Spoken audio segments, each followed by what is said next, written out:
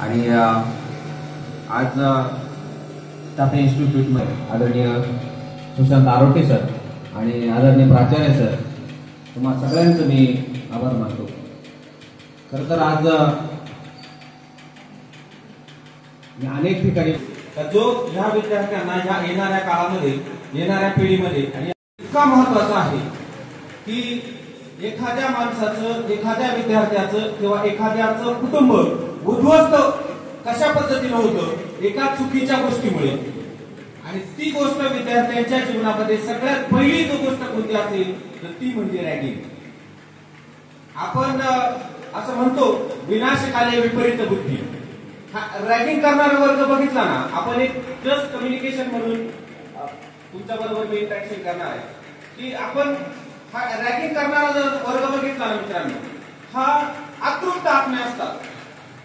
ज्याला सक्सेस व्हायचंय आयुष्यामध्ये, ज्याला मोठं व्हायचंय, ज्याला आईबापांच्या कष्टाची जाणीव आहे, ज्याला वाटतं की माझं गोल ठरलेलं आहे, ज्याला वाटतं की माझ्या आयुष्यावरती, माझ्या जीवनावरती थोडा मोठ्यांचा पगडा पडलेला आहे, अशी माणसं, ध्येयाने पछाडलेली माणसं, ज्यांना आपलं स्वप्न पूर्ण करायचंय, अशी माणसं रॅगिंगच्या फंद्यात कधीही पडत नाहीत. ज्याला पहिलं यायचंय, ज्याला पहिल्या 1 ते 10 मध्ये यायचंय किंवा ज्याला आयुष्यात सक्सेस व्हायचंय, असा माणूस कधीही रॅगिंगच्या संदर्भामध्ये विचार सुद्धा करणार नाही. पण हे कोण असतात मग? हा एक समाजातून चुकीच्या पद्धतीने त्याला ट्रीट झाला असेल किंवा त्याच्या भावना दुखावल्या असतील किंवा त्याच्या मनामध्ये कोणत्या तरी विषयाबाबत न्यूनगंड असेल किंवा आपणही शिकायचं नाही, दुसऱ्यालाही शिकू द्यायचं नाही, ही जी भूमिका आहे, किंवा एखाद्या मनामध्ये, एखाद्याच्या मनामध्ये काहीतरी द्वेष असेल किंवा तो नापास झालाय. म्हणजे असे अनेक विद्यार्थी, आता 1ली ते 8वी पर्यंत नापास करायचं नाही हा भाग वेगळा आहे, पण यापूर्वी एकाच वर्गात 5-5 वर्ष, 4-4 वर्ष बसणारी मुलं आपण पाहिली. मग असे जे विद्यार्थी आहेत ना, यांनाच हा किडा असतो का आपलं वाईट झालंय ना तर दुसऱ्याचं सुद्धा वाईट करायचं किंवा आपलं वर्चस्व सिद्ध करण्यासाठी आपण दुसऱ्याला काहीतरी नाही का त्याचं टॉन्टिंग करायचं किंवा त्याला चुकीच्या मार्गाला लावायचं किंवा त्याच्याकडून काहीतरी वधून घ्यायचं. अशा पद्धतीची ही विघ्न संतोषी जी माणसं असतात, ही खऱ्या अर्थाने रॅगिंगच्या संदर्भामध्ये बळी पडलेली असतात. माझी तुम्हा सगळ्यांना विनंती की इयत्ता 11वी, 10वी, 11वी, 12वी हा तुमच्या आयुष्याचा टर्निंग पॉईंट असतो. हा तुमच्या आयुष्याचा टर्निंग पॉईंट असतो. मी जे सांगतो विद्यार्थ्यांना हे तुमच्या लाईफ साठी आहे. याचं कारण मी सांगतो का मी असा विद्यार्थी आहे का तुमच्याच बरोबर आज तरी बरेच मुलं पुढच्या बेंचवर बसले, मी असा विद्यार्थी आहे का तो मागच्या बाकावरचा विद्यार्थी आहे, पण तरी सुद्धा मी टॉपचा विद्यार्थी आहे. आमच्या कॉलेजचा सगळ्यात टॉपचा विद्यार्थी 12वीचा मी आहे, पण मागच्या बेंचवरचा.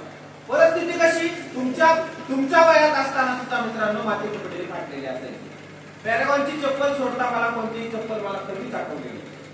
पण मला एकच माहित होतं, माझे वडील जर दारू पितात आणि माझी आई जर मला 35 रुपये रोजाने जाऊन जर मला काहीतरी शिकवण्याची जिद्द पाहत असेल तर मला 100% शिकलं पाहिजे, ही भूमिका माझी होती. आणि म्हणून मी ती भूमिका माझ्या आईचं कष्ट डोळ्यात ठेवून, माझे वडील भले त्यावेळेला ड्रिंकर असू द्या, पण त्यांना सुद्धा वाटायचं की माझा मुलगा शिकला पाहिजे. आणि ही भूमिका घेऊन मी आज बीएड, एमएड, मास कम्युनिकेशनचे journalism degree, diploma, MA, LLB, DLL, DCJ, MCJ, DLL, MA आणि आता मी परत एलएलबी ऍडमिशन घेतलेली. म्हणजे माझ्या आयुष्यामध्ये मी एकच माहिती, मला छत्रपती शिवाजी महाराजांचं जे स्वराज्य आहे, हे स्वराज्य आपण कशा पद्धतीने निर्माण करू शकतो. तर आता आपण तलवार घेऊ शकत नाही, पण आपण पेन घेऊ शकतो. बाबासाहेबांनी सांगितलं तुम्हाला, शिका, संघटित व्हा आणि संघर्ष करा. हा संघर्ष आपल्याला करायचा. संघटित कुणाला करायचंय? जो रॅगिंग करतो ना त्याला चांगलं करायचंय आणि जो शिकलाय त्याचं संघटन करायचंय. या सगळ्यांना आपल्याला शिकवायचंय. छत्रपती शिवाजी महाराजांच्या काळातला वचननामा काय होता मित्रांनो? सर्वांचं पोटास लावणे आहे. सर्वांचं पोटास लावणे आहे. ज्या छत्रपती शिवाजी महाराजांनी पत्नीचं कुंकूपासून तलवारीच्या टोकावर, मनगटाच्या जोरावर, सह्याद्रीच्या कडेकापर्यंत डोंगराच्या दरीखोरीतून साम्राज्य निर्माण केलं. ते साम्राज्य जर आपल्याला चांगलं निर्माण करायचं असेल तर ह्या साम्राज्याला डॉक्टर बाबासाहेब आंबेडकरांनी 395 कलम आणि 12 परिक्षेत्रामध्ये कॉन्स्टिट्यूशन मध्ये बसवलं आणि ते कॉन्स्टिट्यूशन आपण आज त्या स्वराज्याच्या स्वरूपातून पाहतो. बाबासाहेब बाबासाहेब आंबेडकर ज्या वेळेला कॉन्स्टिट्यूशन लिहित होते त्यावेळेला बाबासाहेब आंबेडकर म्हणतात की मला ज्या वेळेला मी लिहितोय त्या वेळेला माझ्या डोळ्यासमोर छत्रपती शिवाजी महाराजांचं स्वराज्य आहे, म्हणून ते त्या पानावरती लिहायचे जय शिवराय. हे जर स्वराज्य आपल्याला असं चांगलं निर्माण करायचं असेल तर आपल्याला सगळ्यात पहिलं चांगली सुजाण नागरिक घडवणं गरजेचं आहे, चांगले सुजाण विद्यार्थी घडवणं गरजेचं आहे. स्वामी विवेकानंद एका ठिकाणी म्हणतात, मला जर हा भारत देश घडवायचा आहे ना, मला हा भारत देश घडवायचा आहे ना, मला 100 निगड्या छातीचे तरुण द्या, मी सबंध भारत देश निर्माण करून दाखवतो. म्हणजे ही जी तरुण आहे, हे जे विद्यार्थी आहेत, यांच्यावरती जसे या महापुरुषांनी, या थोर पुरुषांनी, विचारवंतांनी जसा विश्वास व्यक्त केलाय त्या पद्धतीचे आपण लायबल आहोत का, हा प्रश्न पहिला तुम्ही तुमच्या मनाला विचारला पाहिजे. की आपण त्यासाठी व्हॅलिड आहोत का, लायबल आहोत का. आपण एखाद्या मुलीची छेड करताना, एखाद्या मुलावरती रॅगिंग करताना आपण तो विचार केला पाहिजे, आपण कोणत्या कुटुंबातून आलोय. भले तुम्ही श्रीमंत कुटुंबातून या, तुमच्या घरी टाटा बिर्लाची इस्टेट असू द्या, धीरूभाई अंबानीची इस्टेट असू द्या, तुमचे वडील आई वडील त्यांच्या इथे कामाला असू द्या, पण तुम्ही ज्या व्यक्तीवरती रॅगिंग करताय ना, ती करताना तुम्ही हजारदा विचार केला पाहिजे की आपण मेलो तर हरकत नाही, पण आपण ज्याच्यावर रॅगिंग करतोय तो जर मेला ना तर त्या कुटुंब ते पूर्ण कुटुंब पर्यंत होणार आहे. असे अनेक कुटुंब, असे हजारो तुम्हाला उदाहरणं देता येईल. रॅगिंगच्या संदर्भामध्ये तुम्ही मागच्या वर्षीची जर आकडेवारी घेतली तर पूर्ण भारतामध्ये 25,000 मुलांनी केवळ रॅगिंग कुठली आत्महत्या केलेली आहे. त्या मुलींची संख्या आणि मुलांची संख्या सिमिलर आहे. तुम्ही विचार करा, तुम्ही जर मयत झाले, तुमच्या जर आयुष्याचं बरं वाईट झालं तर त्याचा सगळा उदळ कुणाला बसणार आहे, तुमच्या कुटुंबाला बसणार आहे, तुमच्या कुटुंबाबरोबर तुमच्या कॉलेजला बसणार आहे, तुमच्या कॉलेज बरोबर तुमच्या मित्र परिवाराला बसणार आहे, तुमच्या मित्र परिवाराबरोबर आज जे काय आपण सोशलिझम म्हणतोय किंवा जो आपण सामाजिक सलोखा म्हणतोय या सामाजिक सलोख्याला बसणार आहे. मग आपण विचार करायचा की आपल्याला आपल्या आई बापांनी कशासाठी पाठवले, तर आपल्याला शिक्षण घेण्यासाठी पाठवले. तुम्ही 100% शिक्षण घ्या, त्या शिक्षणामध्ये तुम्ही टॉप रँकलाच आले पाहिजे असा हट्ट चुकून सुद्धा करणं मी तर म्हणतो पालकांची सुद्धा ही चुकीची आहे. की माझा मुलगा पहिलाच आला पाहिजे, माझा मुलगा दुसराच आला पाहिजे, माझा मुलगा तिसराच आला पाहिजे, पण माझा मुलगा एज्युकेशन पेक्षा तो सक्सेस होतोय आणि तो जीवन कौशल्याने सक्सेस होतो, त्याला लाईफ एज्युकेशन म्हणतात. हे लाईफ एज्युकेशन जर तुम्हाला घरात पाहुणे आले आणि जर तुम्ही पाहुण्यांच्या देखत शिवीगाळ करत असाल, जर घरात तुमचे पाहुणे आले, जर तुम्ही त्यांचा अनादर करत असाल तर ते एज्युकेशन तुमचा मुलगा टॉपचा येऊन सुद्धा उपयोग आहे का त्याचा, अजिबात नाही. पण पाहुणे आले, तुम्ही त्यांना आदराने या, बसा, त्यांच्या पाया पडा, थोरा मोठ्यांचा आदर करा. एज्युकेशनच्या बाबतीत तुम्हाला खरं सांगतो, फार काही एज्युकेशन घेण्याची गरज नाही. मला आनंद आहे म्हणून मी एज्युकेशन घेतोय, पण मी माझं गोल तेव्हा निश्चित केलं होतं. माझे वडील ज्या वेळेला एक्सपायर व्हायचे त्यावेळेला त्यांनी माझं गोल पकडलेलं होतं आणि त्यांनी मला सांगितलं की बाळा तू शपथ घे का तू डीएड करशील. मी म्हटलं बाबा मला डीएड नको, मला LLB करायचंय, मला न्यायाधीश व्हायचंय. मी आता DLLB तयारी करतोय. मी म्हटलं मला न्यायाधीश व्हायचंय, म्हणजे अजिबात नाही. 2008-9चा काळ आहे. त्यांनी सांगितलं तू जर शिकला ना, माझी संपूर्ण पिढी वाजवण्यामध्ये आणि दारू पिण्यामध्ये गेली, पण तू जर शिकला ना, एक जर तू घरातला शिकला तर आपला अख्खं कुटुंब सक्षम होईल. म्हणून त्यावेळेला डीएडला प्रश्न ढकलला होता आणि त्यांनी मला सांगितलं का तू डीएड कर. आणि मी माझ्या बाबांना वचन दिलं, बाबा मी डीएड करेन आणि अवघ्या 1-1.5 तासामध्ये माझे वडील एक्सपायर झाले. मी कॉलेजचा पहिला विद्यार्थी असून सुद्धा मी डीएड करायला गेलो. डीएड झालं माझं, डीएड झालं, मास कम्युनिकेशन वगैरे बरंच काय काय झालं आणि मी शिक्षक म्हणून रुजू झालो. ज्या वेळेला मी शिक्षक होतो मित्रांनो, त्यावेळेला सुद्धा इतक्या आत्मीयतेने मी ती शिक्षण शिकवत होतो.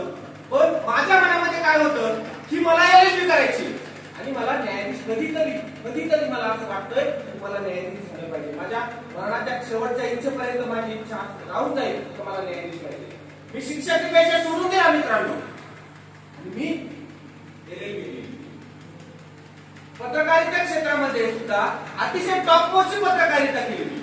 नरेंद्र आमचा बाप आणि आम्ही या पुस्तकामध्ये सांगतात की तुम्ही ज्या क्षेत्रात आणि ज्या प्रांतात जाल ना तिथलं तुम्हाला सर्वोच्च व्हायचंय. तुम्ही चोऱ्या करा, तुम्ही डकेती करा, तुम्ही एज्युकेशन घ्या, तुम्ही एखाद्या कंपनीत काम करा, कंपनीच्या काम करशाल ना त्या कंपनीचा मालक म्हटला पाहिजे अरे हा या कर्मचाऱ्यासारखा सर्वोच्च कर्मचारी कोणताच नाही. तुम्ही आज विद्यार्थी आहेत, तुमचे शिक्षक सुद्धा तुम्हाला म्हटले पाहिजे अरे हा विद्यार्थी ना याच्यासारखा विद्यार्थीच नाही. तुम्ही एखादं एज्युकेशन घेताय ना इतकं चांगलं एज्युकेशन घ्या का लोक म्हटले पाहिजे त्यांनी जे शिक्षण घेतलंय ना तेच शिक्षण मला घ्यायला पाहिजे. आणि मी तुम्हाला सांगतो मित्रांनो, याच्याबरोबर माणसाच्या आयुष्यामध्ये हे जे काही रिकामे किडे माणसाच्या डोक्यामध्ये शिजतात ना, रॅगिंग करणं, याला टार्गेट करणं, इकडं प्रपोज करणं, इकडं फालतूगिरी करणं, हे जे माणसाच्या डोक्यात येतं ना हे काय येतं माहितीये का? तुमच्याकडे जे अवांतर ज्ञान नाही ना, अवांतर तुमचं लाईफ आहे ना हे असं कंजेस्टेड करू नका, कंजेस्टेड करू नका. म्हणजे चार भिंतीच्या आतमधलं आयुष्य नसतं. कॉलेजला येणं, घरी जाणं, अभ्यास करणं, स्वयंपाक करणं किंवा मित्रांबरोबर उठणं बसणं, भाजीपोळी खाणं, प्लीज नॉट युअर लाईफ. तुमचं लाईफ काय असलं पाहिजे? आयुष्याच्या व्यतिरिक्त तुम्हाला काहीतरी करता आलं पाहिजे. आमच्या सरांनी सांगितलं की मी काय केलं आयुष्यात, मी जन्माला आलोय ना तर माझ्या नावापुढे काहीतरी लागलं पाहिजे म्हणून मी ऍडव्होकेट झालोय. भविष्यात अजून माझ्या नावापुढे अजून काय करायला पण एक माझ्या नावाची आयडेंटिटी निर्माण झाली. दुसरी गोष्ट, मी अजून काय केलं पाहिजे समाजासाठी, तर आमच्या गावची बंद पडलेली शाळा मी सुरू केली आणि अतिशय टॉपची शाळा झाली. ही झाली माझी सामाजिक आयडेंटिटी. पण याच्याही पलीकडं मला वाटतं की मी जे उपभोगलंय, माझ्या आईने जे उपभोगलंय, मी जो संघर्ष करतोय याच्यावरती किंवा मी जे काही वेगवेगळ्या प्रकारचे समाजामध्ये अनुभव पाहतोय याच्यावरती मी पुस्तकं लिहितोय.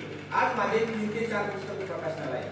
एक शाळेने काट टाकली, एक काळी माती, दुसरी लखोटा, चौथं बँड ढोलबाजा आणि अजून एक पुस्तक माझं येतंय ते सुद्धा तुम्हाला लवकरात लवकर वाचायला मिळेल. म्हणजे मी तुम्हाला काय सांगतो की अवांतर वाचलं पाहिजे. ज्या वेळेला तुम्ही तुमच्या ज्ञानामध्ये भर पाडाल त्यावेळेला तुम्हाला सुद्धा असं वाटेल की नाही यार आपण याच्यापेक्षा पलीकडे गेलं पाहिजे. आणि हे जर करायचं असेल तर तुम्हाला 100% वाचलं पाहिजे. काय वाचलं पाहिजे तर समाज वाचला पाहिजे, पुस्तकं वाचली पाहिजे. पुस्तकाने मस्तक सुधारतं आणि जे मस्तक सुधारलेलं असतं ते कधीच कुणामध्ये नतमस्तक होत नाही. हे मस्तक तुम्हाला निर्माण करायचं. तुमच्यावर जर परिस्थिती निर्माण आली, एखाद्याने जर तुम्हाला अरे जर म्हटलं तर त्याला कार्य करण्याची हिंमत आपल्यामध्ये असली पाहिजे. ही मुलींसाठी सांगतो.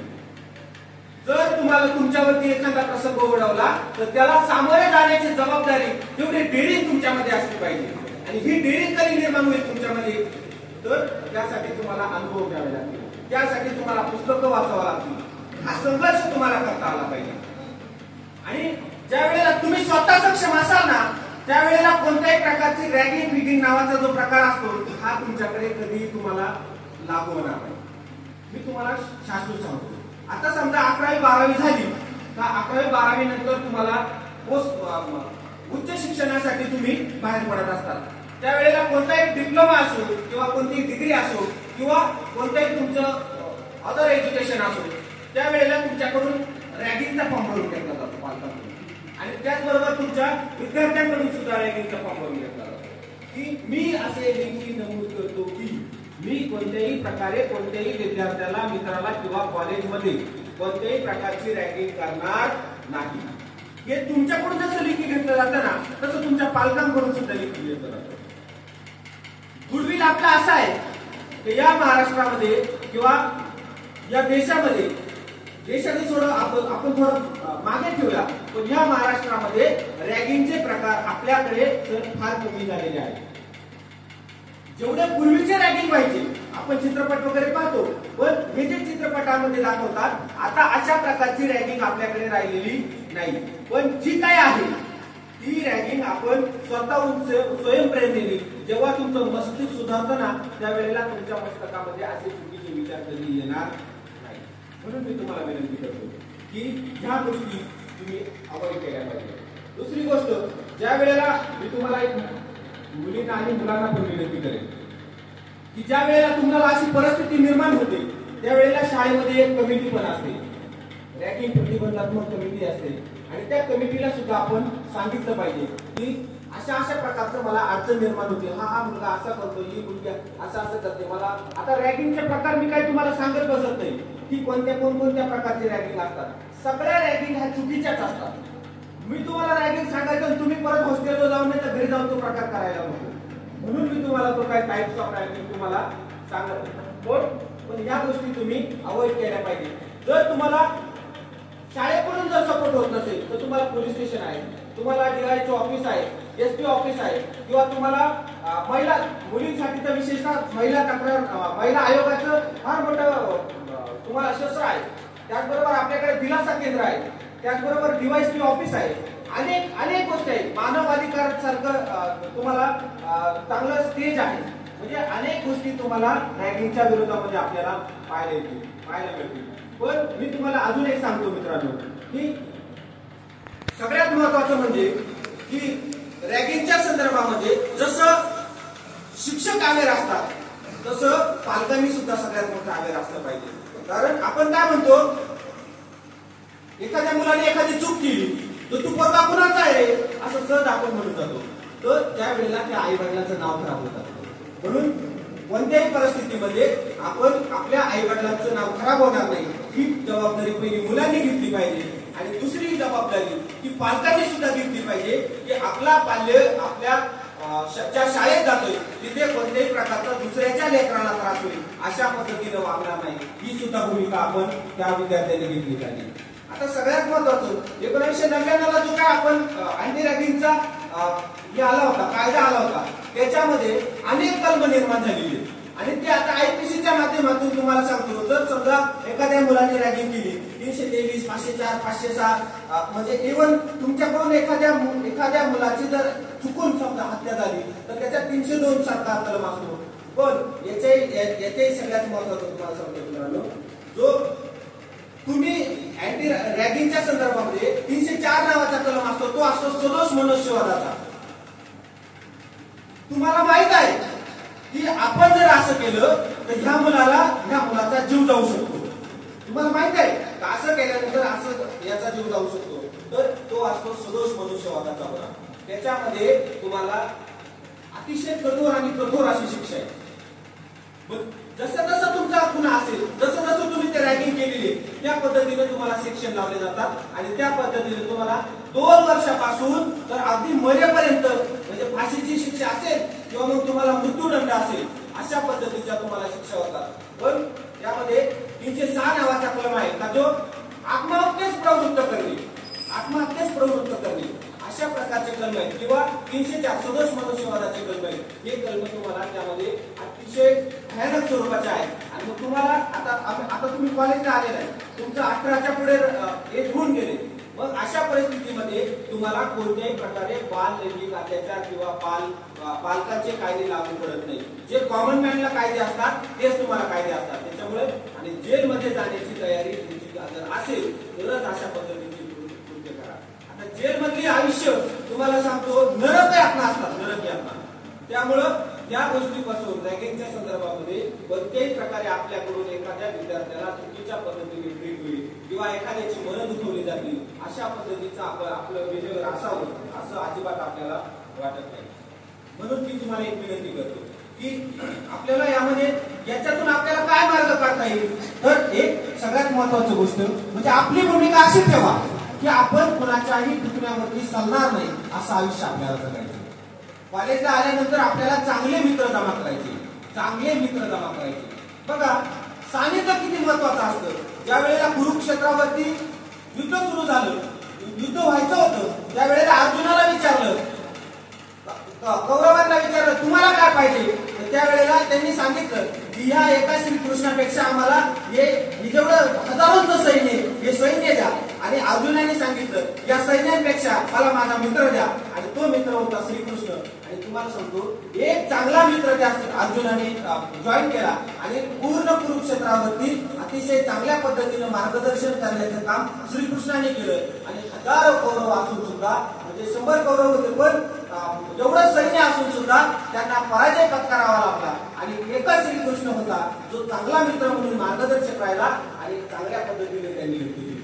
म्हणजे तुम्ही जसं ज्या व्यक्तीच्या कराल ना तो व्यक्ती तुमच्यासाठी आयुष्याला टर्निंग पॉईंट देणारा असला पाहिजे, तो तुमचा मार्गदर्शक असला पाहिजे.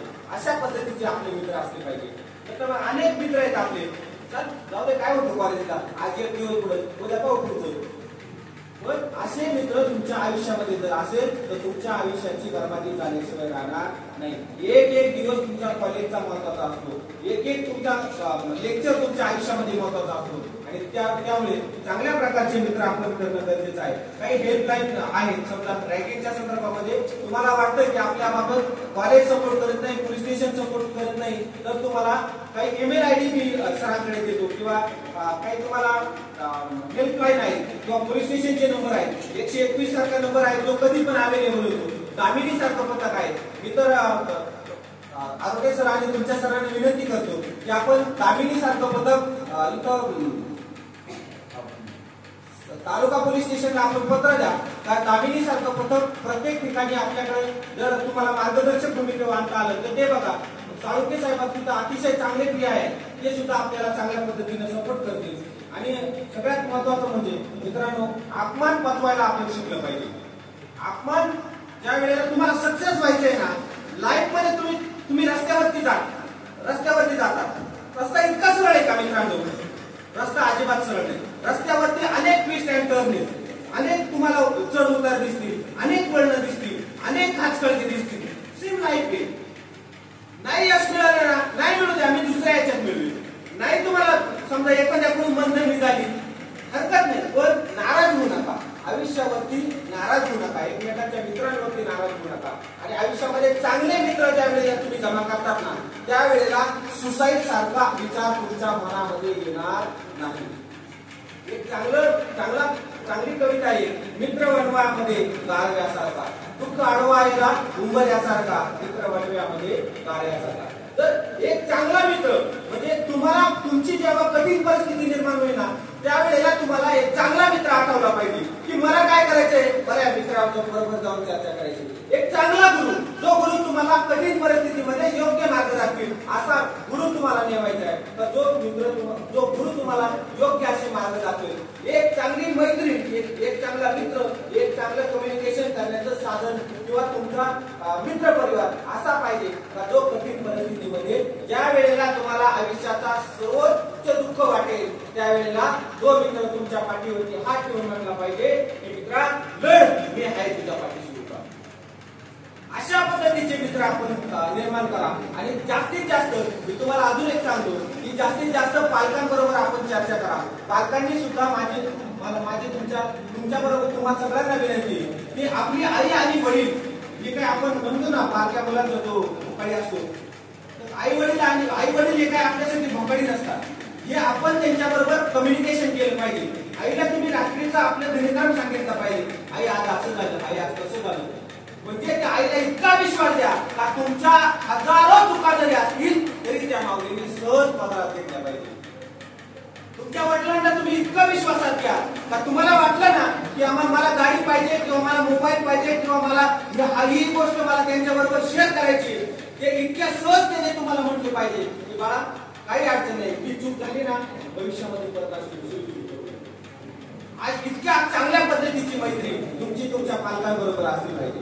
मी तुम्हाला आता सगळ्यात महत्वाच्या विषयावरती मुलांसाठी आणि मुलींसाठी विषय मी तुमच्या बरोबर कम्युनिकेशन करणार आहे. खरं तर मी गेल्या 16-17 वर्षापासून मुलांना क्राईम पाहतोय. हा विषय तुमच्यासाठी अतिशय महत्वाचा आहे. 3 नंबरची बेंच हा विषय तुमच्यासाठी अतिशय महत्वाचा आहे. तुझ्यासाठी तर मित्र अजून महत्वाचा आहे. लक्षात द्या, या गुन्हेगारी क्षेत्रामध्ये सगळ्यात जास्त गुन्हे जर काय झाले असतील तर अल्पवयीन मुलींना पळून देऊन लग्न करणे किंवा त्यांच्यावरती अत्याचार घडल्याचे प्रसंग आहे. हे तुम्ही अजिबात हसण्यावारी किंवा असं काही घेऊ नका.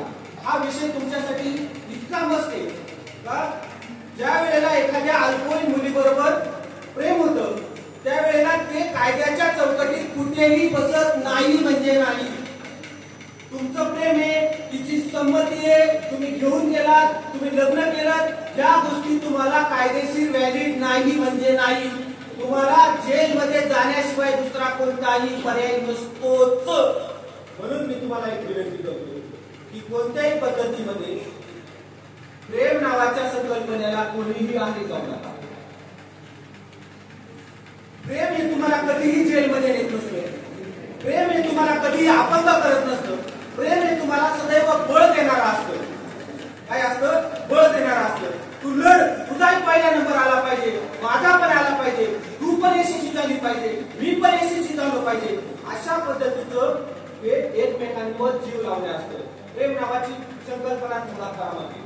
पण निवृत्ती महाराज एक ठिकाणी सांगतात तुम्हाला की प्रेम 100% करावं. प्रेम 100% करावं. पण कधी करावं?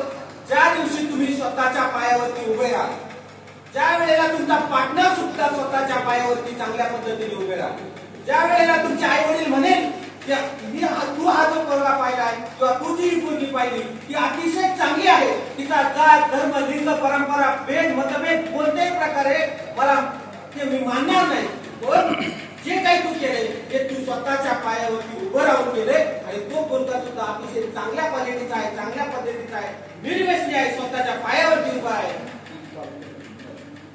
हे प्रेम जेव्हा तुम्ही कराल ना ते समाजाला मान्य, समाजाला हे प्रेम मान्य. हे प्रेम तुमचं जे आहे नाही फालतू हे अजिबात समाजाला मान्य नाही. म्हणून मी तुम्हाला विनंती करतो की अल्पवयीन मुली असतील त्यांच्या बरोबर शिक्षकांच्या बरोबर तुम्ही चर्चा करा, आई बरोबर चर्चा करा, तुमच्या मित्रमैत्रिणींबरोबर करा. विशेषतः याला जास्तीत जास्त बळी जर कोण पडलेला आहे तर याला मुलं बळी पडलेले आहे. आणि मित्रांनो, जर एखादा गुन्हा दाखल झाला, रॅगिंग असू द्या, 376 असू द्या, 302 असू द्या, 326 असू द्या, 323 असू द्या, 304 असू द्या, कोणता पण गुन्हा असू द्या किंवा बाल लैंगिक अत्याचाराचा गुन्हा असू द्या, ज्या वेळेला तुमच्यावरती गुन्हा दाखल होतो त्यावेळेस तुम्ही समजून घ्यायचं आपलं आयुष्य बर्बाद झाल्याशिवाय राहणार नाही. ना तुम्ही पोलीस होऊ शकतात, ना तुम्ही कलेक्टर होऊ शकतात, ना तुम्ही डीवायएसपी होऊ शकतात, ना तुम्ही पीएसआय होऊ शकतात, ना तुम्ही न्यायाधीश होऊ शकतात. कोणत्याही प्रकारची सरकारी नोकरी तुमच्यासाठी नाही म्हणजे नाही. आणि मुलींसाठी सुद्धा सेम परिस्थिती आहे. आणि मग आपण घ्यायची मशीन चालू द्यायची मुलांनी सुद्धा फावडा आणि टिका उचलायचा आणि शेतामध्ये नाहीतर दुसऱ्याच्या हाताखाली कंपनीमध्ये जॉब केल्याशिवाय कोणत्याही प्रकारचा पर्याय तुमच्याकडे शिल्लक राहणार नाही. आणि तुम्हाला जर वाटलं की मला आता इथून लंडनला जायचंय, अजिबात नाही. तुम्हाला चन्नापुरीच्या घाटातच फिरावं लागेल. तुम्हाला कोणत्याही प्रकारचा पासपोर्ट मिळत नाही. म्हणून पासपोर्ट मिळत नाही, तुमचं चारित्र्य पडताळणीचा दाखला जो असतो तो सुद्धा तुम्हाला व्यवस्थितरित्या देता येत नाही. म्हणून तुम्हाला विनंती करतो मित्रांनो, प्रचंड भयानक परिस्थिती आहे ही, फक्त आपल्याला समजणे गरजेचे आहे. ज्या दिवशी आपल्याला ही परिस्थिती समजेल का असं केल्यानंतर अशी परिस्थिती होत असते आणि त्यावेळेला तुम्ही तुमच्याकडून वेळ जाता कामा नये. म्हणून मी तुम्हाला आजच तुम्हाला इंडिकेशन दिली का मित्रांनो, लाईफ मध्ये तुम्हाला आता मी एक सिग्नल सारखं आलेलो आहे, एक सिग्नल सारखा रेड सिग्नल मी तुमच्यासाठी आलेलो आहे की मित्रांनो स्टॉप.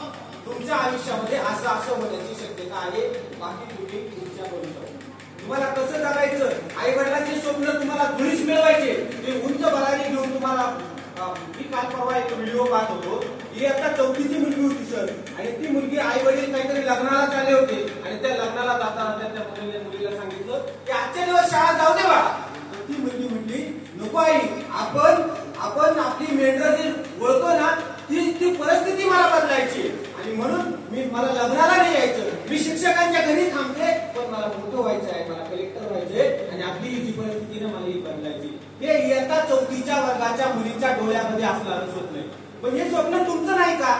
जर इयत्ता 4थीच्या मुलीला स्वप्न पडू शकतं तर तुम्हाला नाही पडू शकत का? 2011 मध्ये एक मलाला नावाची मुलगी, एक मलाला नावाची मुलगी शिक्षणासाठी शाळेत जात असताना तिथे तालिबानी लोकांनी तिला अडवलं आणि सांगितलं बाळा तुला उद्यापासून शाळेमध्ये जायचं नाही. एकाही मुलीला शिक्षणाचा अधिकार नाही त्यांनी ठणकावून सांगितलं. पण त्याच वेळेला ती जी मलाला नावाची मुलगी होती तिच्या बापाचं साधं एक कॉलेज शाळा होती आणि ती घरी गेली आणि म्हणाली बाबा अहो ते लोक म्हणतात की आपण शाळेत जायचं नाही मुलींनी, का नाही जायचं? पण ती म्हटली बाबा माझा जीव गेला तरी चालेल पण मी शाळेत जाईल. आणि त्यावेळेला तो बाबा म्हटले बाबा तू काल सायकलला जात होती, आज बसमध्ये जाय म्हणजे तुला अडचण निर्माण होणार नाही.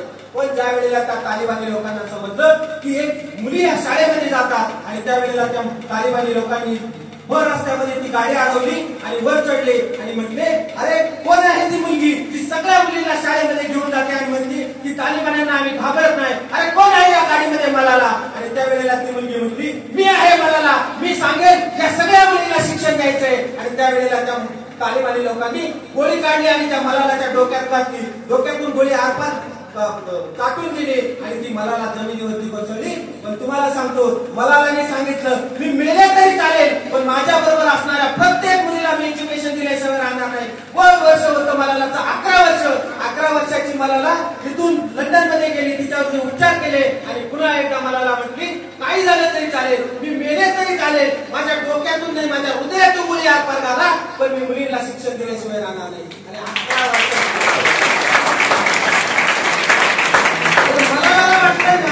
मला तर वाटू शकतं की सर मला एज्युकेशन द्यायचंय मुलींना, तुम्ही का नाही, तुम्हाला का वाटत नाही का आम्हाला एज्युकेशन घ्यायचंय, का तुमच्यामध्ये हा जुलूम निर्माण होत नाही. ज्या वेळेला तुमच्यामध्ये हा जुलूम निर्माण होईल मित्रांनो, त्यावेळेला 100% मला खात्री आहे की तुमच्या आई वडिलांचं स्वप्न साकार झाल्याशिवाय राहणार नाही. मुलगा असो नाही तर मुलगी असो, हीच परिस्थिती आहे. ज्या वेळेला आमची अरुणिमा सिन्हा नावाची मुलगी ज्या वेळेला लग्नावरून दिल्लीला येत होती एका इंटरव्ह्यू साठी आणि दिल्लीला येत असताना एका ट्रेन मध्ये चढली आणि 4 चोरट्यांनी तिला धरलं आणि धरल्यानंतर तिच्या गळ्यामधली चेन खेचली आणि चेन खेचत असताना तिने सांगितलं, अरे स्पोर्ट शिकले मी स्पोर्ट शिकले आणि माझ्या गळ्यातून तुम्ही असे सहज जर चेन खेचून येत असाल तर माझ्या स्पोर्ट वरती धिक्कार असेल. आणि 4ही मुलांबरोबर मांडीत तुमटून आमची अरुणिमा सिन्हा लढली आणि लढत असताना त्यांच्या लक्षात आलं की ही मुलगी इतकी सक्षम आहे की आपल्याला सोन्याची साखळी देऊ शकत नाही. चौघांनी धरली आणि जमिनीवरती ट्रेन मधून लुटून गेलं. अरे रात्रभर 37 ट्रेन त्या रुळावरून गेल्या. त्या मला अरुणिमा सिन्हाचा पाय त्या पट्टीवरती होता. 37 ट्रेन त्या ट्रेनवरून गेल्या आणि बेशुद्ध अवस्थेमध्ये आमची अरुणिमा सिन्हा पडलेली होती. आणि पडलेल्या अवस्थेमध्ये सकाळी उठून पाहिलं तिनं, अरे आपल्याला कुणीच मदत केली नाही. बेशुद्ध असणारा पाय, बेशुद्ध असणारी अरुणिमा आणि बधीर असणारा पाय, त्याला उंदीर आणि त्या चिचुंद्रे असतात त्या चावत होत्या. त्यावेळेला तिनं विचार केला, अरे मला रात्रभर कोणी मदत केली नाही. एक मुलगा आला आणि त्याला त्या दिदीला दवाखान्यात नेलं. अरुणिमा सिन्हाने ठरवलं, अरे देवा तू जर मला आता जिवंत ठेवलंय ना तर माझ्या हातून 100% काहीतरी चांगलं होणार आहे. आणि म्हणून चांगलं करण्यासाठी अरुणिमा सिन्हा ज्यावेळेला दवाखान्यात गेली त्यावेळेला डॉक्टरने सांगितलं किमान 4 वर्ष हिला चालता येणार नाही. आणि सुदैवाने तुम्हाला सांगतो, स्वप्न इतकं मोठं होतं, काहीतरी करून दाखवण्याची जिद्द होती. मला आयुष्यात काहीतरी माझं गोल निश्चित करायचे, मला कोणाला तरी प्रेरणा निर्माण करून द्यायची हे तिने ठरवलं अरुणिमाने. आणि अवघ्या 8 महिन्यामध्ये ती एका माणसाकडे गेली आणि त्याला सांगितलं, तो गिर्यारोहक होता, त्याला सांगितलं मला एव्हरेस्ट सर करायचे. आणि त्याने सांगितलं, अरे बाळा तुमचा 8 महिने सुद्धा झाले नाही, तुला पाय दिसून चालता येत नाही आणि तू एव्हरेस्ट सर करू शकत नाही. एव्हरेस्ट हे सर्वोच्च ठिकाण आहे. पण तिने सांगितलं, साहेब मला माझ्या आयुष्याचं काहीतरी एम निर्माण करायचंय, मला कुणाला तरी प्रेरणा निर्माण करून द्यायचंय. आणि अवघ्या 8 महिन्यामध्ये 2011 ते 2013 मध्ये हीच आमची अरुणिमा सिन्हा एव्हरेस्ट सर केलं. आणि तिने सगळ्यांना सांगितलं की आयुष्याने माणूस शरीराने विकलांग असतो, माणूस बुद्धीने आणि मनाने आणि त्याने ध्येयाने कधी विकलांग नसतो, हे आमच्या अरुणिमा सिन्हाने दाखवून दिलं. पाय नसणारी अरुणिमा जर एव्हरेस्ट सर करत असेल तर तुमचे पाय सुद्धा व्यवस्थित आहे, तुमचे हात सुद्धा व्यवस्थित आहे आणि तुमचं मस्तिष्क सुद्धा व्यवस्थित आहे. मग तुम्ही का नाही ते स्वप्न पाहू शकता? तुमच्यामध्ये सुद्धा एखाद्या चांगल्या पद्धतीचा IPS दडलेला आहे, IAS दडलेला आहे, एखादा सरकारी PSI दडलेला आहे, PI दडलेला आहे. पण स्वतःमध्ये ज्या वेळेला तुम्ही स्वतःमध्ये एकदा डोकून पाहना की माझ्यामध्ये कोणतं कौशल्य आहे, त्या वेळेला 100% तुम्हाला तुमच्यातला मी शोधल्याशिवाय राहणार नाही. म्हणून मी तुम्हाला पुन्हा एकदा विनंती करतो की जर स्वतःला ओळखायला शिका आणि स्वतःला ओळखायचं असेल ना तर 100% पुस्तक वाचल्याशिवाय पर्याय नाही म्हणजे नाही. वाचाल तर वाचाल हे डॉक्टर बाबासाहेब आंबेडकरांनी सांगितलं. आणि जर वाचायचं असेल लाईफ मध्ये तुम्हाला तर 100% पुस्तकं वाचली पाहिजे, याच्याशिवाय कोणत्याही गत्यंतर नाही. आजपर्यंत जे जे काही तुमच्या आयुष्यामध्ये होतंय त्या आयुष्यामध्ये तुमच्या शिक्षकांनी तुम्हाला 100% सपोर्ट केलेला आहे. केले का नाही सपोर्ट? मग ही जी कौतुकाची थाप आहे ही 100% तुमच्या आयुष्यामध्ये तुम्हाला यशस्वी केल्याशिवाय राहणार नाही. एक कौतुक काय करू शकतं तर तुम्हाला सांगतो 16व्या शतकामध्ये ज्या वेळेला पुण्यामध्ये शेतामध्ये रानडुकरं हैदोस घालत होती आणि हैदोस घालत असताना शेतकरी त्या माझीजाऊंकडे आले आणि म्हणाले, माझीजाऊ शेताचे प्रचंड नुकसान होतंय, आपण काहीतरी केलं पाहिजे. आणि माझीजाऊंनी ठरवलं, अरे हीच खरी वेळ आहे या तरुणांचं काहीतरी, या तरुणांमध्ये किती आत्मशक्ती आहे, किती आत्मसन्मान आहे किंवा किती ताकद आहे हे ओळखण्याची हीच खरी शक्ती आहे. आणि म्हणून माझीजाऊंनी फरमान काढलं, या पुण्यामध्ये जे जे रानडुकर फिरत आहे या रानडुकरांना जो पोरगा, तरुण पोरगा या रानडुकरांना उचलून आणेल, त्यांना मारून आणेल, त्यांना मी सोन्याचं कडं बक्षीस दिल्याशिवाय राहणार नाही. ज्या वेळेला माझीजाऊंचं फरमान आलं त्यावेळेला एक बलदंड बाहूचा तरुण, उंचपुरा तरुण शेतामध्ये गेला, इकडे फिर तिकडे फिर प्रचंड फिरला आणि त्याने रात्री 2 वाजता एक रानडुकर उचललं, खांद्यावरती टाकलं आणि लाल महालाच्या द्वाराजवळ गेला. द्वाराजवळ गेल्यानंतर त्या द्वारपालाबरोबर भांडत होता. अरे म्हटला, मला माझीजाऊंना भेटायचे. तो म्हटला, अरे तू सकाळी ये, माझीजाऊ तुला सकाळी पण भेटते. तो म्हटला, नाही मला आत्ताच भेटायचे. तो म्हटला, अरे माझीजाऊ झोपल्यात, आता सकाळी ये, तुला सकाळी सोन्याचं नाणं मिळून जाईल. तो म्हटला, जमणार नाही माऊली, मला आजच भेटायचे. आणि हे सगळं माझीजाऊ आपल्या लहान मालातून ऐकत होता. ज्या वेळेला माझीजाऊंनी पाहिलं, माझीजाऊच्या डोक्यामध्ये स्वराज्याचं स्वप्न उभं होतं. हा स्वराज्य निर्माण करायचंय ही त्यांनी शपथ घेतली होती. छत्रपती शिवाजी महाराजांना उभं करायचं, त्यांच्याबरोबर मावळे उभे करायचे आणि सबंध स्वराज्य घडून दाखवण्याची शपथ माझीजाऊंनी घेतली होती. त्यावेळेला आपल्यासारखं काही झोपा त्यांना येत नव्हत्या आणि माझीजाऊ जाग्या होत्या. रात्री 2 वाजता त्या खाली आल्या आणि खाली आल्यानंतर म्हणाल्या, अरे बाळा काय झालं? त्यावेळेला तो तरुण म्हणाला, माझीजाऊ, अहो माऊली तुम्ही सांगितलं होतं ना की जो पोरगा जे रानडुकर उचलून आणील त्याला मी सोन्याचं कडं देईन. आणि तो त्यावेळेला माझीजाऊ पुढे बोल म्हणाल्या, बाळा आणि सोन्याचं कडं मी तुला सकाळी सुद्धा दिलं असतं. त्यावेळेला तो पोरगा म्हणाला, माझीजाऊ रात्री 2 वाजता मी सोन्याच्या कड्यासाठी आलो नाही, केवळ माझ्या पाठीवरती हात ठेवा आणि लढ म्हणा. मी असे 100 सोन्याचे कडे पाहून टाकतो, पण माझ्या पाठीवरती हात ठेवा आणि मला लढ म्हणा. हेच माझ्यासाठी सोन्याचं नाणं आहे. आणि तोच पोरगा भविष्यामध्ये कोण जाणार मित्रांनो? कोणाला सिंह आपला तानाजी मालुसरे. अरे गड आला पण सिंह गेला, आज तो तानाजी मालुसरे. आधी लगीन कोंढाण्याचं आणि मग रायबाचं असं काढणारा हा तानाजी मालुसरे. म्हणजे मराठ्याच्या राजाने लढायला जावं आणि मावळ्याला लग्नात वरबाप म्हणून मिळवावं अशा पद्धतीचा मावळा नव्हे कंटाळून सांगणारा हा तरुण होता तानाजी मालुसरे. हे केवळ कशामुळे घडलं मित्रांनो? हे केवळ आणि केवळ एका कौतुकाची थाप माझीजाऊंनी रात्री 2 वाजता त्या पोराच्या पाठीवरती टाकली ना आणि म्हणून तानाजी मालुसरे. हे कौतुक आहे. हे कौतुक 100% आमचे आरोग्य सर असतील किंवा आमचे प्राचार्य सर असतील किंवा त्यांचे इतर स्टाफ असतील या सगळ्यांनी तुमच्या पाठीवरती कौतुकाची काम टाकलेली आहे. तुमच्या आई बापाचं कौतुक तुमच्या पाठीवर असलं पाहिजे, मार्गदर्शकांचं कौतुकाची थाप तुमच्या पाठीवर असते. मित्रांनी सुद्धा सांगितलं पाहिजे, तू लढ मित्रा, तू चुकला तरी मी तुझ्या पाठीशी आहे, तू बरोबर असला तरी मी तुझ्या पाठीशी आहे, तुझं सुख माझं आहे, तुझं दुःख माझं आहे. अशा प्रकारचे मित्र आयुष्यामध्ये जमा केले पाहिजे. ज्या वेळेला तुम्ही अशा प्रकारच्या आयुष्यामध्ये मित्र जमा कराल त्यावेळेला 100% तुम्हाला यश मिळाल्याशिवाय राहणार नाही असं मला वाटतं. अशा प्रकारचं यश तुम्हाला मिळाल्याशिवाय राहणार नाही. खऱ्या अर्थाने निष्ठा म्हणजे काय असते तर तुम्ही एखादे कॉलेज मी ज्या कॉलेजला आतापर्यंत शिकलोय त्या सगळ्या कॉलेजनी मला पुन्हा लेक्चर साठी बोलवलेले. ही निष्ठा काय असते? समजा इथं स्वराज्य असं सहजच उभं राहिले का मित्रांनो? तर छत्रपती शिवाजी महाराजांनी 11 पगड जातीचे 12 बलुतेदार हलुतेदार या सगळ्यांना एकत्र केलं आणि सुंदर असं स्वराज्य आपल्यासाठी निर्माण करून दिलं. हे फक्त आणि फक्त छत्रपती शिवाजी महाराजांचे करू शकतात. आणि म्हणून छत्रपती शिवाजी महाराजांनी जे जे मावळे आयुष्यामध्ये निर्माण केले असतील ते तानाजी सारखे केले असतील, बाजी सारखे केले असतील, मुरारबाजी सारखे केले असतील, हिरोजी इंदोरकरांसारखे केलेले असतील. अरे ज्या वेळेला छत्रपती शिवाजी महाराज दक्षिणेच्या मोहिमेवरती होते त्यावेळेला स्वराज्याची राजधानी बांधायची होती आणि स्वराज्याची रायगड बांधायचा होता आणि त्यावेळेला ती जबाबदारी हिरोजी इंदोरकरांवरती होती. हिरोजी इंदोरकरांना सांगितलं छत्रपती शिवाजी महाराजांनी काही झालं तरी चालेल, पण अशी स्वराज्याची राजधानी बांधा की तिथं चीक पाखरू सुद्धा वरती आलं नाही पाहिजे.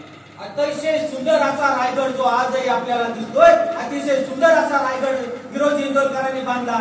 ज्या वेळेला पैसा कमी आला, स्वतःच्या पत्नीच्या गळ्यातले दागिने गहाण ठेवून हिरोजी इंदोरकरांनी तो स्वराज्य उभं करण्यासाठी प्रयत्न केलेले. आणि ज्या वेळेला छत्रपती शिवाजी महाराज स्वराज्यामध्ये आले आणि त्यांनी रायगड सर करायला सुरुवात केली आणि त्यांना प्रचंड आनंद झाला.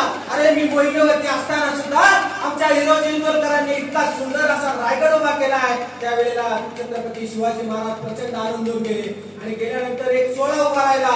सोहळ्यामध्ये छत्रपती शिवाजी महाराजांनी हिरोजी इंदोरकरांना बोलवलं आणि म्हटलं, इंदोरकर मागा, तुम्हाला काय मागायचे, तुमच्यावरती मी प्रचंड खुश आहे. असं सुंदर असं स्वराज्य तुम्ही स्वराज्याचा राजधानी बांधली. त्यावेळेला हिरोजी इंदोरकरांच्या मनामध्ये येत्या किंचितही मीपणा जागा झाला नाही, येत्या किंचितही अभिलाषा जागी झाली नाही. ज्या वेळेला जर दुर्दैव आपलं असेल, जर आपल्याला एखाद्या माणसाने सांगितलं असतं तर तुला हे काम सांगितलंय, हे काम करून ये, तर आपण म्हटलो असतो मला काय फायदा आहे, तुला जेवढी मिळणार आहे तेवढी मला मिळणार आहे का, म्हणजे आपण लगेच बार्गेनिंग केली असती. पण हिरोजी इंदोरकरांनी कोणत्याही प्रकारची बार्गेनिंग केली नाही. त्यांनी जर मागितलं असतं तर त्यांना जमिनीचा होन दिला असता, त्यांना जमीन दिली असती, होन दिला असता, सोन्याचं नाणं दिलं असतं, कडं दिलं असतं, जहागिरी दिली असती, वचनदारी दिली असती. पण हिरोजी इंदोरकरांनी छत्रपती शिवाजी महाराजांकडे काय मागितलं, ते हिरोजी इंदोरकर म्हणाले, छत्रपती शिवाजी महाराज तुम्हाला जर मला काय द्यायचं असेल तर मला एकाच अनुमती द्या. हा जो रायगड आहे ना, या रायगडाच्या शेवटच्या पायरीवरती फक्त माझे नाव करण्याची मला अनुमती. छत्रपती शिवाजी महाराज म्हणाले, इंदोरकर कशासाठी, तर त्यावेळेला हिरोजी इंदोरकर म्हणाले, महाराज मी या संपूर्ण स्वराज्यामध्ये फिरत नाही, पण तुम्ही या स्वराज्याच्या प्रत्येक जमिनीवरती पाऊल टाकून येतात. ज्या वेळेला तुम्ही या स्वराज्याची स्वारी करून याल आणि या पायरीवरती पाय ठेवाल, त्यावेळेला तुमच्या पावलाची धुळमस्त ही सतत माझ्या शिरावरती, डोक्यावरती अधिराज्य गाजवत राहील आणि मला तुमचा आशीर्वाद राहील. म्हणून मला त्या पायरीवरती, पहिल्या पायरीवरती नाम ठेवण्याची अनुमती द्या. म्हणजे इतकं सारं वैभव असून सुद्धा एखाद्या व्यक्तीने, एखाद्या निष्ठेने काम करून सुद्धा जर महाराजांकडे काय मागितलं असेल तर फक्त पायरीवरती नाव करण्याची अनुमती मागितली. इतकी निष्ठा आपल्याकडे आहे का? आपण आपल्या आईबापांनी जन्म दिलाय, आपल्या आईबापांनी जन्म दिलाय आणि चला 18 वर्षाच्या आतमध्येच आपण एखाद्या फालतू आणि एखाद्या निर्लज्ज, एखाद्या ज्याला अजिबात स्वतःच्या आयुष्याची किंमत नाही अशा मुलाबरोबर आपण पळून जातो. ही तुमच्या आई वडिलांची निष्ठा आहे. जेव्हा एखाद्या मुलाला आपल्या आई वडिलांनी लहानचं मोठं उभं केलंय आणि खुशाल तो मुलगा दारू पितो, खुशाल तो मुलगा सिगरेट ओढतो, खुशाल तो मुलगा गुटखा खातो, ही तुमच्या आई वडिलांचं प्रतिनिष्ठा आहे. निष्ठा शिकायची असेल ना तर छत्रपती शिवाजी महाराजांकडून शिका, छत्रपती शिवरायांच्या प्रत्येक मावळ्याकडून निष्ठा शिका. अरे दिलेर खान सारखा माणूस सुद्धा ज्यावेळेला आमचा मुरारबाजी पुरंदरचा वेढा होतं, कधी वाचलाय तर आपण चौथीला पुरंदरचा वेढा होतं, त्यावेळेला दिलेर खानाने सांगितलं मुरारबाजीला, अरे तू आमच्या बाजूने ये, तुला आमचे सरदार वाटण्यात देतील. पण त्यावेळेला मुरारबाजी म्हणाला, अरे आम्ही आई तुळजा भवानीचे भुते आहोत, छत्रपती शिवाजी महाराजांचे मावळे आहोत, आम्हाला निष्ठा आणि स्वराज्य सोडून आम्हाला काहीच नको. एवढं म्हणून बाजी प्रभूंनी त्या मुरारबाजीच्या दिशेने, मुरारबाजी दिलेर खानाच्या दिशेने धाव घेतली आणि मुरारबाजी धारातीर्थ पडले होते. हा आपल्या मावळ्यांचा इतिहास आहे, हा आपल्या निष्ठेचा इतिहास आहे, हा आपल्या स्वराज्याचा इतिहास आहे. पण दुर्दैव आमचं असं की आम्ही कोणत्याही प्रकारचा इतिहास आपल्याला माहित नाही. आम्ही आमच्याच कुटुंबामध्ये, आम्ही आमच्याच चुकीच्या गोष्टींमध्ये, आम्ही घटनाबाह्य गोष्टींमध्ये, रॅगिंग सारख्या ठिकाणी, व्यसनासारख्या ठिकाणी, आमच्या फालतूगिरीच्या प्रेमासारख्या ठिकाणी, चुकीच्या मित्रांच्या सानिध्यामध्ये आम्ही वाहवत गेलो आहोत. आम्हाला आमचा इतिहास माहित नाही. पण मित्रांनो लक्षात ठेवा, जे माणसं इतिहास विसरतात ते माणसं कधीही आपला इतिहास घडवू शकत नाही. म्हणून सगळ्यात महत्वाचं सांगतो की इतिहास वाचायला शिका, इतिहास शिकवायला शिका, इतिहास समजून घ्यायला शिका. जे तुमच्या डोक्यात आत्ता शिकतंय ते सदैव अतिशय चांगल्या पद्धतीने शिकू द्या. चुकीच्या पद्धतीचा विचार आपल्याकडून होता कामा नाही. एक निष्ठा किंवा एक जिद्द, जर तुम्हाला असं वाटलं ना मित्रांनो की मी जिद्द हरलोय, आयुष्यामध्ये काहीच उरलं नाही किंवा मी काहीच करू शकत नाही असं ज्या दिवशी वाटेल त्यावेळेला आमचा दशरथ मांझी नावाचा माणूस आठवा. जो माणूस त्याची पत्नी तो शेतावरती जात असताना त्याची पत्नी येत होती आणि त्या पत्नीवरच्या डोक्यामध्ये ती पडली आणि तो तिच्या बायकोला दवाखान्यात घेऊन जात असताना मध्ये एक डोंगर होता आणि तो 80 किलोमीटर त्याला दवाखान्यात घेऊन जायचं होतं आणि जर तो डोंगर जर फुटलेला असता तर अवघं अंतर 50 किलोमीटरचं होतं. तर आमच्या दशरथ मांझेंनी 21 वर्ष तो डोंगर फोडला. कधी युट्यूबला सर्च करा. जर जिद्द नावाचा प्रकार तुमच्यामध्ये असेल आणि तुम्हाला वाटतंय का आपण हारलोय, त्या दशरथ मांझेला लोक म्हणत होते अरे हा मूर्ख आहे, एक चणे आणि हातोडा घेऊन हा मूर्ख माणूस हा डोंगर फोडतोय. पण तुम्हाला सांगतो मित्रांनो, 21 वर्ष दशरथ मांझेंनी आपल्या पत्नीच्या स्मरणार्थ आणि जी परिस्थिती आपल्या पत्नीवरती आली ती इतर कोणावरती लेकरा बाळांवरती येऊ नये म्हणून या दशरथ मांझेंनी 21 वर्ष डोंगर फोडला आणि आज चांगल्या पद्धतीने रस्ता तयार केला. हा आमचा दशरथ मांझे. 21 वर्ष तुम्ही एखादं काम करायला सांगितलं, 21 मिनिट सुद्धा तुम्हाला जर सांगितलं की 21 मिनिट उभं राहा किंवा 21 मिनिट तरी तुमच्या न आवडीचं पुस्तक वाचा तरी तुम्ही 21 मिनिटं वाचणार नाही. पण 21 वर्ष आमच्या दशरथ मांझेंनी अतिशय चांगल्या पद्धतीने काम करून आणि या समाजाला चांगल्या पद्धतीचा संघर्ष म्हणजे काय हा एक धडा दिलेला आहे. अशा या सगळ्या गोष्टीमध्ये आपण सगळ्यांनी अवेअर राहावं. आणि अजून एक माझा मुद्दा सांगायचा राहून गेला तो म्हणजे हनी ट्रॅप नावाचा. या सोसायटीमध्ये आजकाल अतिशय घाण पद्धतीनं हनी ट्रॅप केला जातोय. काही महिला असतात त्या सोशल मीडियावरती येतात, तुम्हाला हाय हॅलो करतात, मुली असतील मुलं असतील हाय हॅलो करतात आणि तुम्हाला एका ठिकाणी बोलून घेतात, त्याचा व्हिडिओ करतात आणि व्हिडिओ करून तुम्हाला सांगतात की तुम्हाला आता आम्हाला 1 लाख रुपये द्यावा लागतील. 1 लाख दिले, तुमचं ट्रान्झॅक्शन झालं, लगेच ते म्हणणार आम्ही व्हिडिओ व्हायरल करू, तुम्ही परत आम्हाला 1 लाख रुपये द्या. असे कोट्यावधी रुपये तुमच्याकडून उकळले जातात. परिणामी ज्यांच्याकडे नसतात ती माणसं आमच्याकडे कोटीच नाही, आम्ही कशाला घाबरू. पण अशी मुलं जी कमजोर असतात ती मुलं आत्महत्या करतात आणि आत्महत्या केल्यानंतर त्याच्या कुटुंबाला ही सगळी परिस्थिती भोगावी लागते. म्हणून हनी ट्रॅप सारखा प्रकार असेल तो देखील आपण अतिशय चांगल्या पद्धतीने हाताळावा, याच्या आहारी कुणी जाऊ नये. आणि दुसरी गोष्ट महत्वाची जे मुलांच्या संदर्भामध्ये आहे, फेसबुकवरती आणि व्हॉट्सअपवरती एक व्हिडिओ कॉल येतो, तुमच्या लक्षात येत नाही का हा व्हिडिओ कॉल. तुम्ही व्हिडिओ कॉल येतो, तुमचं मुंडकं दिसतं व्यवस्थित, तुमचं शरीर पण दिसतं, पण नंतरच्या काळामध्ये हे मुंडकं तुमचंच ठेवलं जातं आणि बाकी खाली शरीर तुम्हाला वेगळं बदलवलं जातं आणि त्याचा व्हिडिओ तयार होतो आणि तो फेसबुकवरती शेअर केला जातो, तुमच्या मित्रपरिवाराला शेअर केला जातो. तुमच्या मित्रापैकी कोणाचा तरी फोन येतो आणि ते म्हणतात तुझा असा व्हिडिओ आलेला आहे आणि शेवटी मग ते तुमच्या फ्रेंड रिक्वेस्ट मध्ये असतात आणि ते लगेच तुम्हाला सांगतात की तुम्हाला 20,000 रुपये टाकून द्या तरच आम्ही फोटो डिलीट करतो. पहिले 20,000 रुपये जातात, तुम्हाला वाटतं 20,000 कशाला आपली बदनामी, पण 20,000, 30,000, 40,000 असं करत करत तुमच्या खिसा रिकामा केला जातो आणि अंतिमतः तुम्ही आत्महत्येचा पर्याय सुद्धा स्वीकारता. असे अनेक उदाहरणं आपल्या संगमनेर तालुक्यात, अकोले तालुक्यात आणि नगर जिल्ह्यात अनगिनत आहेत, जे गोष्ट आम्ही स्वतः हाताळलेली आहे. म्हणून मी तुम्हाला ती एक विनंती करतो की सोशल मीडियाचा वापर करताना अतिशय चांगल्या पद्धतीने करा. काहीतरी सर्च करायचं असेल तर मी तुम्हाला मलाला सांगितली, सर्च करा मलालाचा इतिहास काय आहे. तुम्हाला गुगल अतिशय चांगल्या पद्धतीने आहे. ज्या सोशल मीडियाचा वापर आमच्या आरोटे सरांनी सांगितलं तर मी एक शाळा सुरू केली, पण सोशल मीडियावरती आम्ही असतो, पण आमच्या गावच्या ग्रुपवरती सर मेसेज पडला होता की आपल्या गावची शाळा बंद होणार. हा मेसेज मी वाचला आणि मग मी गावात जाऊन ते शाळेला अतिशय चांगल्या पद्धतीचा प्रयत्न केला आणि सगळ्या गावकऱ्यांनी तरुणांनी मिळून शाळा सुरू केलेली. जवळजवळ 70 ते 80 लाख रुपये किमान आम्ही 2-2.5 वर्षात उभे करून शाळा अतिशय नव्याने आम्ही सुरू केलेली.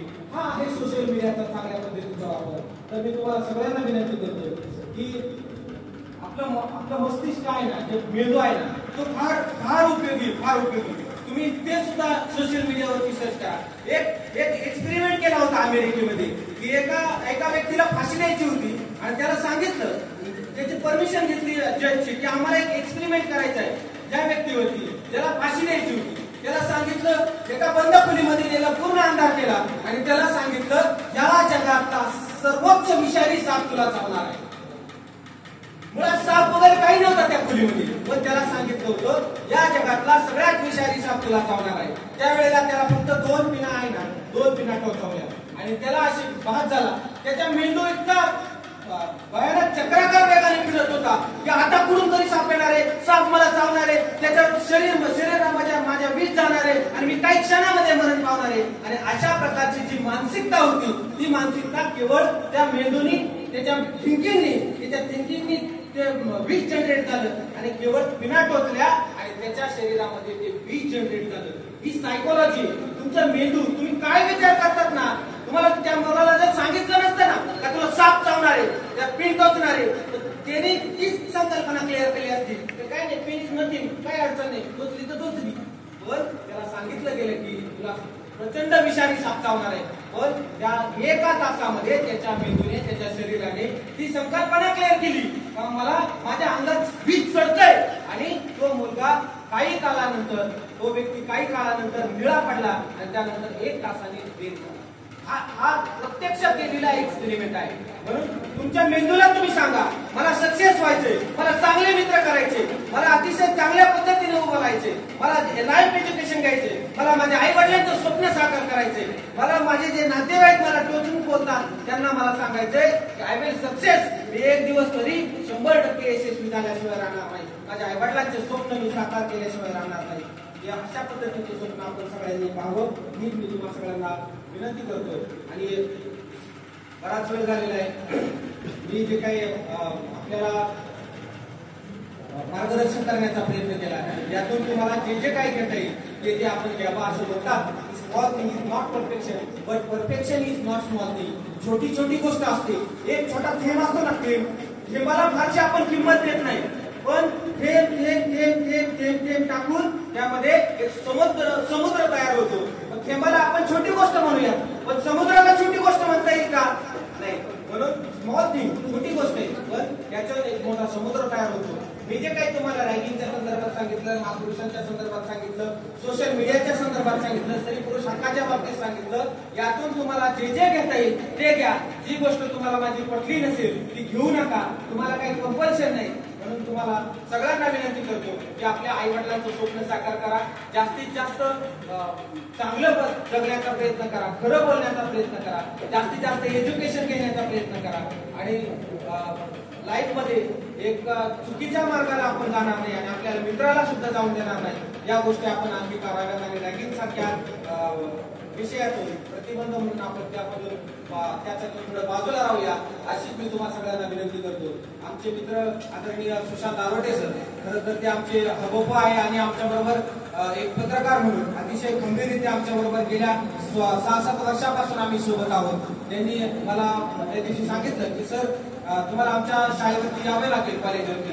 आणि त्यांच्या विनंतीला मान देऊन, त्याचबरोबर आदरणीय प्राचार्य सरांच्या विनंतीला मान देऊन मी आपण सगळ्यांनी मला इथे बोलवलं त्याबद्दल मी तुम्हाला सगळ्यांचा आभार. आणि जे मुलं असतील, मुली असतील, मी खरं तर तुमचा आभार व्यक्त करतो की सगळ्यांनी अतिशय शांत रीतीने ऐकून घेतलं. कुणीही गडबड गोंधळ केला नाही आणि कुणी हल्ला सुद्धा नाही झाला.